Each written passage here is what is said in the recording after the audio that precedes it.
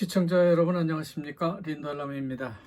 지금부터 2024년 7월 22일 월요일 좀 늦은 시간입니다만 한상재와 함께하는 인도네시아의 자연이 그리워 방송을 시작합니다. 오늘 톱 뉴스는 인도네시아 젊은이들이 성급한 감정으로 인해서 쉽게 사람을 죽이고 있다는 그런 조사 결과가 나왔다고 합니다.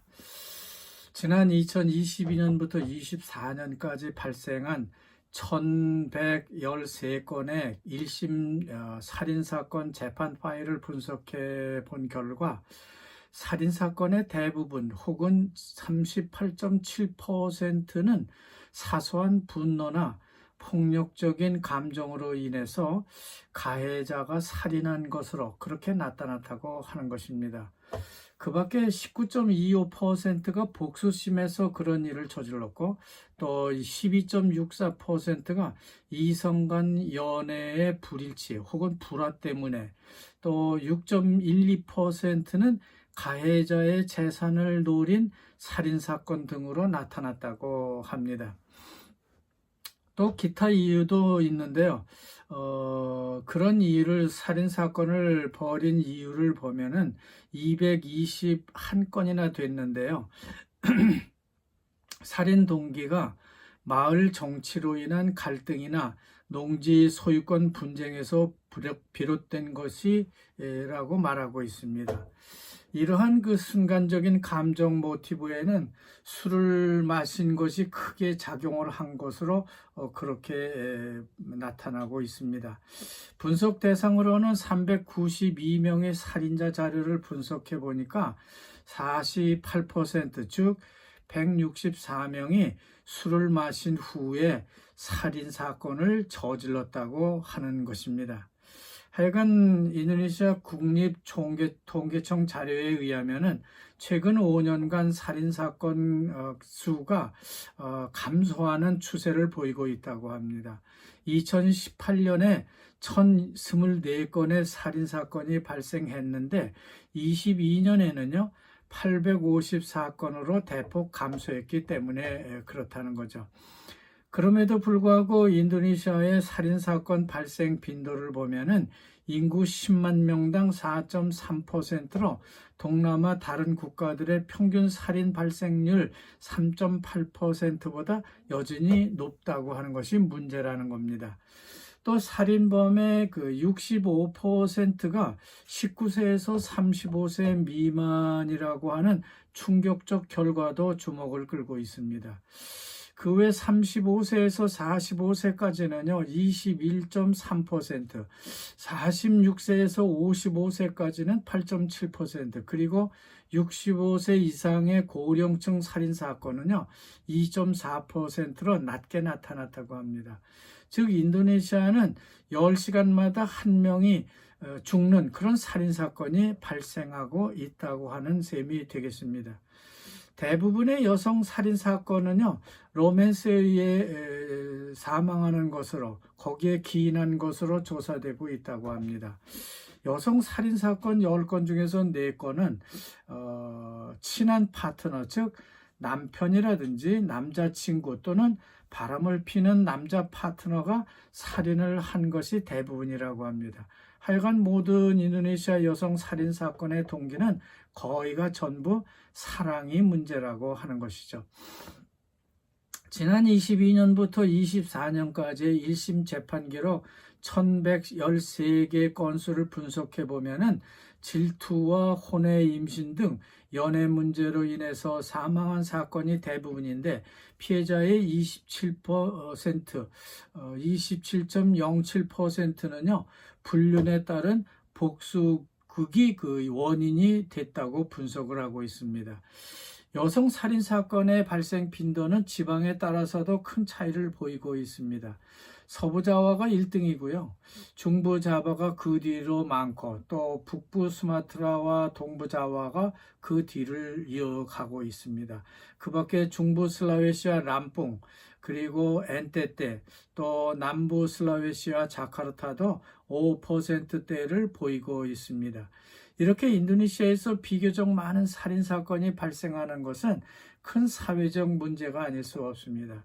살인사건 트라우마는 물론 재정적 문제에서 국가적 문제까지 큰 영향을 미치고 있습니다. 이를 해결하는 방법은 근본적으로 부모의 교육에 있다고 주장을 하고 있습니다. 하지만 준비되지 않은 나이에 결혼을 하는 것이 대부분이기 때문에 이런 불상사가 많이 발생하고 있다는 점도 지적을 하고 있습니다. 특히 아이를 낳아서 그대로 내다 버리는 살인의 경우도 있는데 부모의 자질이 부족하기 때문에 그렇다고 하는 것이죠. 하지만 저는 인도네시아 여성들이 대부분 무슬림이기 때문에 낙태를 할 수 없는 것도 하나의 문제점이 아니냐 하는 그런 생각을 해보게 됩니다. 그리고 지금부터는 또 다른 이슈를 한번 살펴보겠습니다. 인도네시아 JI, 그러니까 제마 이슬라미아 강경 이슬람 단체 지도자들이 JI를 자진해서 해산한다고 하는 발표를 했는데 그와 관련된 뉴스를 좀 더 자세히 살펴보겠습니다. 일단 인도네시아의 양대 이슬람 선교단체인 나흐드 라툴 울라마와 무하마디아가 제마 이슬라미아 출신 강경 무슬림들에게 손을 내밀어서 자기 단체에 들어와도 좋다고 하는 그런 메시지를 보내고 있습니다. 인도네시아 정부의 충성을 이들이 맹세했기 때문에 제마 이슬라미아의 지도자들은 물론 그를 따르던 사람들까지 선의에 보답하겠다는 의미에서 합류해도 좋다는 그런 문호를 개방하고 있다는 겁니다. 제마 이슬라미아 출신 무슬림들이 그 NU에 가입하든 안 하든 관계없이 같이 나라를 위해서 일하자는 것을 여기서 강조하고 있는 겁니다. 또한 인도네시아 정부뿐만 아니라 다른 정부 기관에서도 이들의 변화 내지는 전환에 도움을 줘야 할 것이고 국민들도 이들을 낙인 찍어버려서는 안 된다는 주장을 하고 있습니다. 무하마디아도 더 이상 이들의 사회적 참여에 배타적이면 안 되겠다는 그런 말을 하고 있습니다. 이들이 인도네시아 사회에 녹아들 수 있도록 더 포용적이어야 될 것이라고 이렇게 문을 열었습니다. 이제 인도네시아는 제마 이슬라미아가 해산되고 NU와 무하마디아로 나뉘어서 이들을 얼마나 받아들이고 포용할 것인가 하는 것이 주목을 받을 때가 됐습니다. 지난 2002년 200명이 넘는 사망자를 낳은 바 있는요. 인도네시아 발리 폭탄 테러 사건의 주동 세력인 제마 이슬라미아가 자진해서 자체를 해체하겠다고 공식 선언을 하자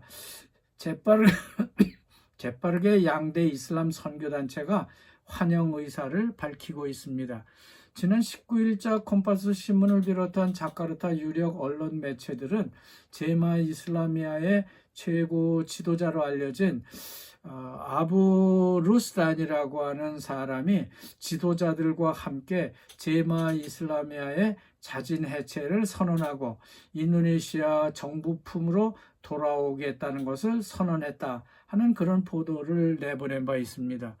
그리고 그는 제마 이슬라미아의 수장으로서 단체 산하의 이슬람 기숙사 학교에서 가르치고 있는 교육과정에서도 극단주의 내용을 배제하고요. 이슬람 주류 선교단체에 부합하는, 그러니까 NU와 무하마디아에 부합하는 내용으로 바꾸겠다고 하는 그런 선언을 했습니다. 그리고 인도네시아가 선진국이 될 수 있도록 인도네시아 정부에 적극적으로 참여하고 법적인 규정을 따르겠다고도 밝힌 바 있습니다. 제마 이슬라미아가 자진 해체 결정을 하게 된 배경을 보면요. 루스딘이라고 하는 최고 지도자가 아직 감옥에 갇혀 있기 때문에 이 단체의 지도력을 잃어버린 지 오래됐고요.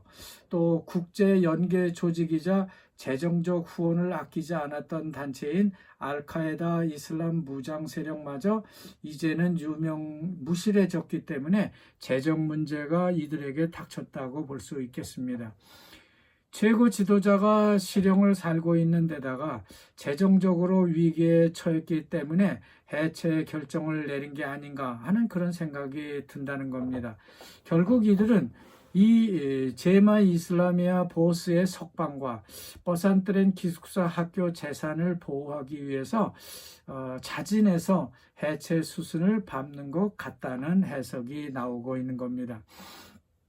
1993년 알카에다의 동남아시아 지부로 인도네시아의 기지를 마련한 이들은 동남아의 그 하나의 이슬람 통일 국가를 건설하겠다는 목표를 세우고 각종 테러를 감행했습니다. 특히 이들은 지난 2002년 세계적인 관광지 발리의 한 나이트클럽에서 자살 폭탄 테러를 일으켜서 한꺼번에 200명이 넘는 사상자를 내기도 했습니다. 실적이 대단했던 거죠. 알카에다로부터 상당히 칭찬을 많이 받았을 겁니다. 하지만 이들과 메디아들은요, 제마 이슬라미아 지도자들이 자진해서 선언을 했다고 해서 제마가 그냥 해체되지는 않을 것으로 전망을 하고 있습니다. 한 번 제야에는 영원한 제야라고 주장을 하고 있습니다. 마치 우리나라 해병대가 한 번 해병은 영원한 해병이라고 주장하는 것과 비슷합니다. 또 이들이 지도자들의 결정, 그래서 이 지도자들이 해체 결정을 했다고 해서 이 하부 조직까지 다 동의하지는 않는 그런 세력이 나올 수 있기 때문에 그렇다는 겁니다. 또다시 잔류 세력들이 제마 이슬라미아 분파를 결성해서 새로운 지하드 이슬람 성전을 이어갈 수도 있다고 의심하는 겁니다. 실제 이들 그 지도자들이 이미 공식 해체 선언을 했지만은 아직도 이들이 지니고 있는 무기와 폭탄 등은 반납되지 않고 있기 때문에 제마 이슬라미아 최고 지도자의 석방을 위한 하나의 그 유화책 내지는 그 그런 어떤 제스처가 아닌가 하는 생각이 들고요. 우선은 재산을 지켜야 되겠다. 그 버산트렌 학교를 지켜야 되겠다고 하는 그런 목적에서 이런 유화책을 내민 게 아닌가 하는 그런 의혹이 제기되고 있습니다. 자, 오늘 주요 뉴스는요, 심층적으로 두 가지만 분석해 봤습니다. 여러분 대단히 감사합니다.